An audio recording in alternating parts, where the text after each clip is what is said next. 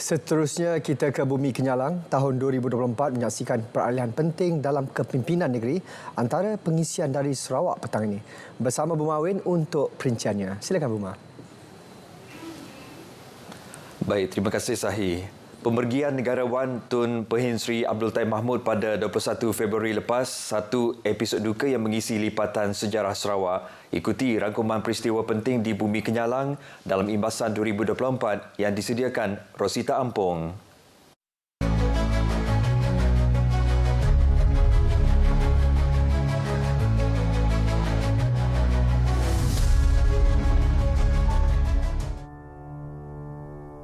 Tahun ini menyaksikan Sarawak kehilangan seorang pemimpin unggul dan arkitek utama dalam pembangunan negeri.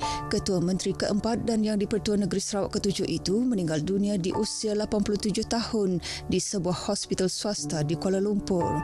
Allahyarham Tun Pehin Sri Taib, figura yang cukup gah dalam mencorak lanskap politik, ekonomi dan sosial Bumi Kenyalang sepanjang 33 tahun berkhidmat sebagai ketua eksekutif. Allahyarham cukup dikenali sebagai bapa pemodenan Sarawak. Kepimpinannya membolehkan negeri ini mencapai kestabilan politik dan perpaduan sosial diperkukuh, malah membawa ekonomi Sarawak daripada hanya bergantung kepada sumber semula jadi menjadi wilayah yang dipacu oleh industri, terutama dalam memperkasa tenaga boleh diperbaharui. Aspirasi Sarawak ke arah masa depan yang lebih gemilang diteruskan oleh Tun Pehin Sri Dr. Wan Junaidi Tuanku Jaafar.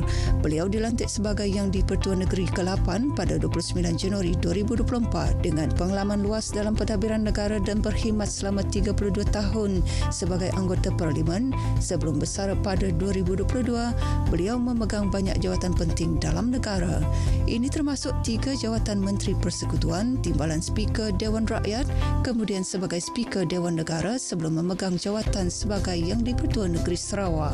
Tahun 2024 juga menyaksikan pengumuman bersejarah oleh Premier Datuk Petinggi Tan Sri Abang Johari Tun Openg semasa sambutan Tahun Baharu dengan menamakan bendera negeri sebagai Ibu Pertiwi.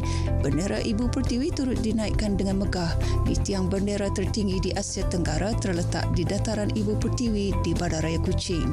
Sarawak turut menyerlah dalam bidang sukan, bukan sahaja cermelang dalam penganjuran Sukan Malaysia Sukma 2024 dengan pembukaan rasmi penuh gilang gemilang menjadi kenangan manis buat pengancur, atlet dan seluruh rakyat negeri ini.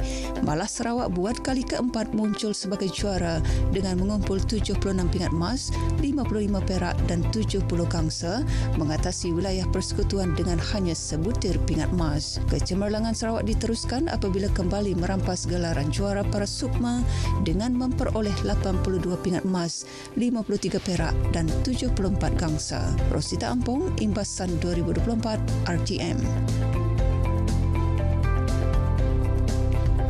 Saudara, musim durian kali ini menyaksikan lambakan buah durian di Kuching dengan harga yang jauh lebih rendah, menggembirakan peminat tega Raja Buah seperti Hanifah Ibrahim, 61 tahun, yang kini dapat menikmati durian tanpa berbelanja besar. Memanglah bukan untuk apa-apa, untuk makan. Kami aunty dengan uncle rangka makan durian walaupun tiap hari siang malam. Nang kata orang madah silaju. Beliau yang ditemui RTM di kediamannya di Residensi Prima Premier Matang turut memanfaatkan lambakan durian ini untuk menghasilkan pelbagai makanan seperti tempoyak dan kuih tradisional Bingka Durian Premium.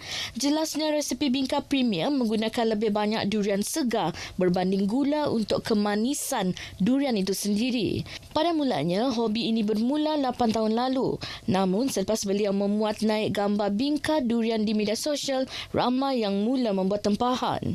Post di Facebook, seorang nanya. Jadi lah kita tak jadi side income lah. Especially now, dah si kerja nak income dah lah, tak apa laku. Suka juga dengan orang madah. Nyaman lah. Cukup rasa lah. Jadi excited, yes. Excited dengan orang suka. Beliau juga berkongsi petua menyimpan durian sepetan lama hingga 2 tahun dengan menyimpan isi durian bersama bijinya dalam bekas kedap udara dan meletakkannya di dalam peti sejok beku. Lambakan durian bukan sahaja memberi peluang kepada peminat tegas seperti Hanifah, tetapi turut membantu peniaga kecil menjana pendapatan melalui produk hiliran. Cabang perniagaan kepada Perniagaan Telekom Malaysia Berhad TM iaitu TM1 dan Sarawak Digital Economy Corporation Berhad SDEC telah mengumumkan fasa seterusnya kerjasama strategik untuk memperkukuh ekonomi digital dan perkhidmatan kerajaan di Sarawak melalui peningkatan ketersambungan.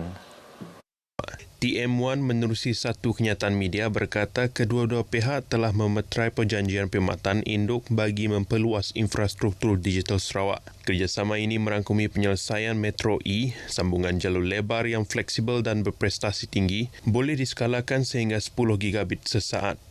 Ia akan menyediakan akses khusus untuk aplikasi kritikal, pemantauan keselamatan proaktif dan liputan menyeluruh di seluruh negara memenuhi keperluan perkhidmatan perusahaan dan agensi kerajaan. Kerjasama ini selaras dengan strategi ekonomi digital Sarawak dan strategi pembangunan pasca COVID-19 2030 menyokong sambungan internet berkelajuan tinggi ke kawasan luar bandar dan kurang mendapat liputan. TM1 berkata projek Metro E akan memperkukuh ekonomi digital Sarawak, merapatkan jurang digital dan meningkatkan pengalaman pelanggan. Ini akan memudahkan pengkomputeran awan, teleperubatan, pendidikan dalam talian dan pelbagai penyelesaian digital lain sekaligus meningkatkan kemajuan digital Sarawak. 7 individu termasuk 3 kanak-kanak cedera ringan dalam kemalangan jalan raya di Kampung Pentik, Lebuh Raya, Pen Borneo, Sarawak petang semalam. Menurut Jabatan Bomba dan Penyelamat Malaysia JBPM Sarawak, kemalangan itu melibatkan sebuah kenderaan pelbagai guna MPV mewah terbabas dan melanggar pembahagi jalan. Pihak bomba menerima panggilan kecemasan pada jam 4.19 petang sebelum pasukan dari Balai Bomba dan Penyelamat Betong segera dikerahkan ke lokasi. Seorang mangsa yang tersepit di dalam kenderaan berjaya dikeluarkan setelah pasukan bomba mengumpil pintu belakang kereta. 6 lagi mangsa telah dikeluarkan dengan bantuan orang awam. Semua mangsa dihantar ke hospital menggunakan jentera EMRS untuk rawatan lanjut. Kesemua mereka hanya mengalami kecederaan ringan. Di Kuching, seorang lelaki berusia 50 tahun maut selepas motosikal yang ditunggangnya terbabas dan terjunam ke dalam parit di Jalan Datuk Tawisli pagi tadi. Menurut Ketua Polis Daerah Kuching SCP Muhammad Farhan Lee Abdullah, kejadian berlaku sekitar pukul 8.30 pagi ketika mangsa dipercayai dalam perjalanan dari Bulatan Batu 3 ke Jalan Datuk Bandar Mustafa. Mangsa hilang kawalan sebelum merempuh parit di bahu jalan. Pasukan perubatan yang tiba di lokasi mengesahkan mangsa telah meninggal dunia akibat kecederaan parah di kepala. Dalam satu kenyataan media, ACP Muhammad Farhan meminta saksi yang mempunyai maklumat mengenai kejadian untuk tampil ke Balai Polis berhampiran bagi membantu siasatan. Kes ini disiasat di bawah Seksyen 41-1 Akta Pengangkutan Jalan 1987. Baik saudara, perkongsian itu tadi mengakhiri berita dari Sarawak, dari sungai ke segara, Palestin pasti merdeka. Kita kembali bersama Sahi untuk di Angkasa Puri. Silakan. Baik Buma, terima kasih.